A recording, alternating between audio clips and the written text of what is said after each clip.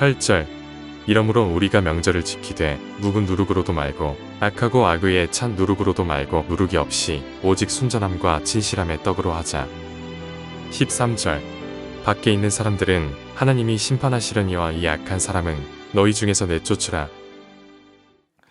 오늘 이 시간 고린도전서 5장의 내용을 가지고 함께 하나님의 말씀을 나눌 수 있기를 원합니다. 우리는 이제 고린도전서 4장까지 이제 사도 바울이 고린도 교회를 향하여 이제 그들이 가지고 있는 문제를 지적을 했는데, 그들이 가지고 있는 문제 중에 하나는 하나 되지 못함, 그러니까 분파를 형성하고 자랑하는 그런 모습들을 지적했던 모습을 살펴봤습니다. 그러나 이제 고린도전서 5장에 와서는 사도 바울이 이 고린도 교회가 가지고 있는 다른 문제를 가지고 지적을 하는 모습을 보게 됩니다. 그것은 음행에 관련된 문제입니다. 이 부분에 대하여 이 사도 바울은 굉장히 단호한데요. 함께 말씀을 한번 보도록 하겠습니다. 1절을 보면은요. 너희 중에 심지어 음행이 있다 함을 들으니 그런 음행은 이방인 중에서도 없는 것이라 누가 그 아버지의 아내를 취하였다 하는도다.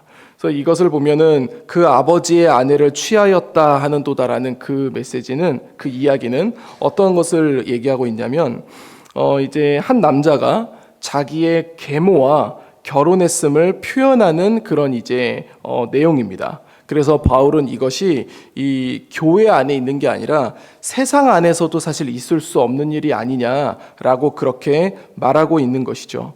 그런데 2절을 보면은 그리하고도 너희가 오히려 교만하여져서 어찌하여 그것을 통한이 여기지 아니하고 그 일 행한 자를 너희 중에서 쫓아내지 아니하였느냐라고 말하는 것이죠.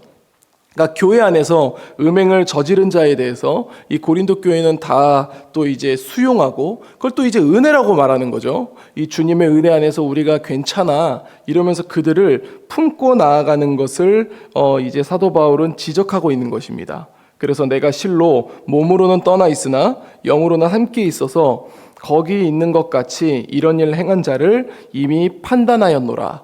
즉 바울이 지금 고린도 교회에 있지는 않지만 이 편지를 쓸 때에 바울은 이 내용을 듣고 그 사람에 대한 판단을 했다라는 것이죠. 그래서 그 사람을 교회에서 내쫓을 수 있어야 된다. 너희가 함께 해서는 안 된다라고 그렇게 말하고 있는 것입니다. 그래서 그에 대한 이유를 6절부터 이야기를 하는데요.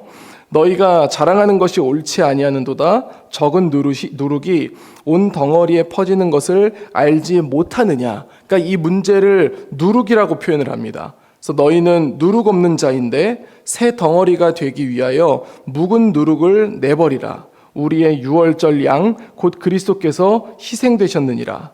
이러므로 우리가 명절을 지키되 묵은 누룩으로도 말고 악의에 찬 누룩으로도 말고 누룩이 없이 오직 순전함과 진실함의 떡으로 하자라고 그렇게 이제 바울은 이야기를 하고 있습니다. 그리고 9절을 보면은 여기서 어떤 기준을 얘기합니다. 내가 너희에게 쓴 편지에 음행하는 자들을 사귀지 말라 하였거니와, 이 말은 세상 속에서 이제 음행하는 자들이나 탐하는 자들을 이제 사귀지 말라라고 이야기한 것이 아니에요. 왜냐하면은 이 세상 밖에 있는 자들은 우리가 또 이 영혼 구원해야 되는 그런 상황이지 않습니까? 그래서 그들과 관계를 맺지 말라고 한 것이 아니라 교회 안에서 이제 그런 부분들을 한 것에 대해서 단호하게 하라고 이야기를 하고 있는 것이죠. 그러면서 밖에 있는 사람들은 우리가 판단할 문제가 아니라 하나님께서 판단할 문제다. 하지만 교회 안에서 그런 것을 일으킨 사람들은 우리가 판단할 수 있지 않느냐라고 하면서 13절에 이 악한 사람은 너희 중에서 내쫓으라라고 하면서 오늘 본문을 마무리하게 됩니다. 근데 사실 저는 이 부분을 읽을 때에 어릴 때에는 이 부분들이 굉장히 충격적으로 다가왔었지만, 그러나 1절의 내용을 보면은 그 아버지의 아내를 취하였다라는 그 얘기가 요즘 이야기로 보면은 이 세상에서 사실 그럴듯한 이야기로 또 들려지기도 합니다. 그 얘기는 무슨 얘기냐면 세상이 그만큼 이 성적으로 굉장히 많이 타락되어져 있다라는 것이죠.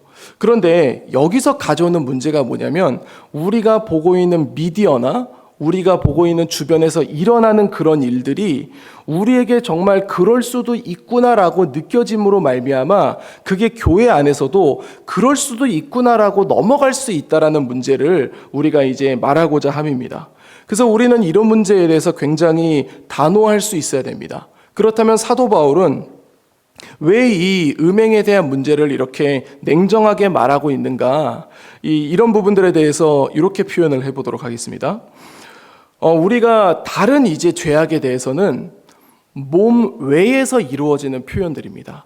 그러니까 우리가 어떤 도둑질을 하거나 우리가 어떤 다른 사람에게 상처를 주거나 이런 부분들은 몸 밖에서 일어난 일이에요. 하지만 우리는 하나님의 형상으로 지어진 사람들입니다. 그래서 우리가 앞에서 살펴봤던 것처럼 우리 안에 이 성령 하나님이 계심으로 우리의 몸이 거룩한 성전인 줄을 알지 못하느냐라고 얘기를 하는 거잖아요. 그런데 음행이 가지고 있는 문제는 뭐냐면 이것은 몸 밖에서 일어난 죄악이 아니라 몸 안에서 일어나는 죄악이란 말이죠. 그렇기 때문에 이 바울은 이 부분들에 대해서 굉장히 냉정하게 말하고 있는 것입니다. 사실 우리가 죄를 안 짓는 사람은 없습니다. 그런데 우리가 이런 것들은 몸 밖에서 일어나는 일이니까 그럴 수가 있지만, 그런데 이 음행에 대한 문제는 몸 안에서 이루어지는 문제라는 거죠. 그러니까 하나님이 계시는 거룩한 성전이 이 파괴되는 문제이기 때문에 사도 바울은 그거에 대해서 굉장히 냉정하게 이야기하고 있는 것입니다. 사랑하는 성도 여러분, 그러나 안타까운 것은 우리가 살아가고 있는 세상은 이 몸 안에서 이루어지고 있는 이 범죄에 대해서, 죄에 대해서 쾌락이라고 이야기하고 또 그것을 사랑이라고 표현을 하고 그것을 굉장히 우리의 생활에 있어서 필요한 부분이라고 얘기를 합니다. 그래서 마치 그런 부분들을 하지 못하는 것들에 대해서 굉장히 조롱을 하고 그것에 대해서 비웃기도 합니다. 그러면서 우리가 어떤 남성과 여성이 이제 교제를 하는 데 있어서 나는 신앙적으로 이것이 옳지 않기 때문에 나는 그런 성적인 교제를 할 수가 없어라고 했을 때에 이 젊은 남녀 세대에서 그것을 굉장히 비웃음거리로 본다라는 것이죠. 그러면서 교회를 기피하고 그리고 그것은 잘못된 것이라고 얘기를 하고 있다는 것입니다. 그러나 우리는 오늘 본문을 묵상하면서 분명하게 기억해야 할 것이 있습니다. 세상이 주고 있는 그런 문화와 세상에서 주고 있는 그 사상은 그거는 세상의 이야기입니다. 그러나 우리 하나님이 우리에게 말씀하신 건 뭐냐면은 그 음행에 대한 문제에서 우리는 분명하게 할 수 있어야 되고, 그리고 또 하나님이 우리 안에서 분명히 말하는 것은 우리는 거룩한 성전이라는 것을, 우리는 그것을 거룩하게 만들어가야 된다는 것을 우리는 잊지 말아야 할 줄로 믿습니다. 이것은 우리에게 있어서 단순한 어떤 음행의 문제일 수 있지만 우리에게 있어서 죄의 문제이기도 합니다. 오늘 하루 우리가 세상 가운데에 거할 때에 우리에게 다가오는 수많은 죄악들이 또 우리를 유혹하고 우리의 가치관을 흔들려고 할지도 모릅니다. 저는 그러나 우리 교회 모든 성도님들이 이 말씀을 붙듦으로 말미암아 죄에 대한 문제에 대해서는 단호하게 우리가 매듭지으며 나아갈 수 있는 그런 우리 교회의 모든 성도들이 될 수 있기를 간절히 소망합니다. 그래서 사탄이 아무리 속삭이고 아무리 유혹하고 아무리 상황을 만든다 할지라도 언제나 우리 주 예수 그리스도를 의지하며 주의 이름으로 담대히 승리해 나갈 수 있는 우리 교회 모든 성도님들이 될 수 있기를 우리 주 예수님의 이름으로 간절히 축원드립니다. 기도하겠습니다. 이제 오늘 받은 말씀으로 함께 기도하겠습니다. 음행을 했음에도 그것을 묵인했던 고린도 교회를 보며 우리도 그런 면이 있지 않은지 돌아보게 하소서. 사도 바울이 선포했던 것처럼 죄와 단절하고 철저하게 구분할 수 있게 하여 주시옵소서.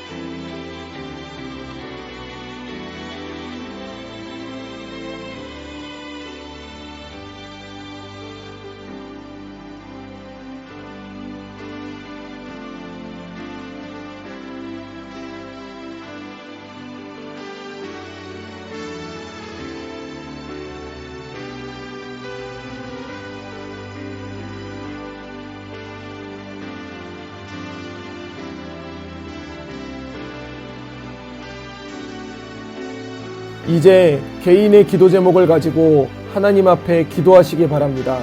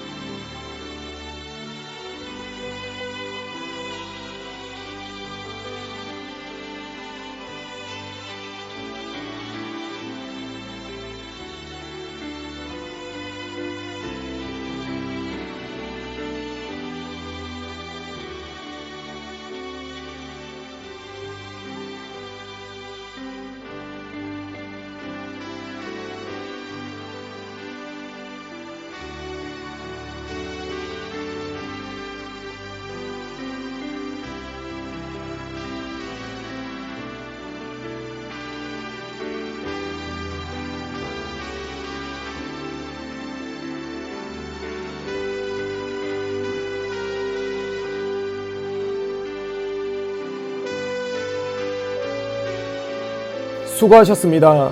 오늘도 하나님의 인도하심 가운데 승리의 하루를 보내시는 우리 재건부평교회 모든 성도님들이 되시기를 주님의 이름으로 축복합니다.